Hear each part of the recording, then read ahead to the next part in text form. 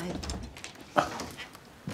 Dobar dan, Miloše. Dobar dan. Ja sam Radica, juče smo se čuli. Jesam vam lepo objasnio kako dođete, ste lako našli? Jesmo. Dobro. Evo, Ajde. ovo je moj sin Dejan. Zdravo, Dejan. Što ste pi tako znojeve ruke? A, to neka trema? Što ti nemaš devojku, čovječ? A? Lep dečko, pametan. Što to tako? A? Šta ti fali? To je tebe, šta je?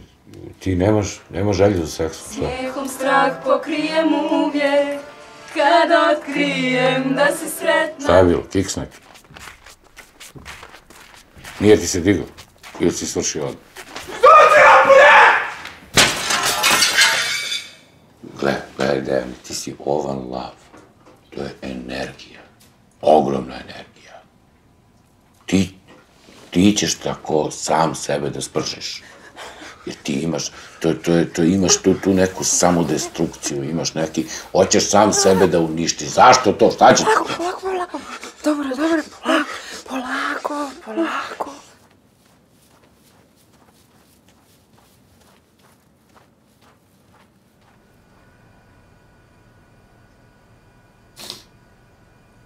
Mora pričaš sa mnom, čovječe.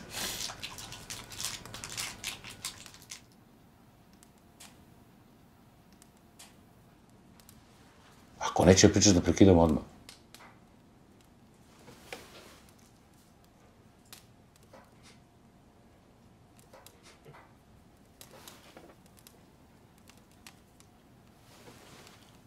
Dobro,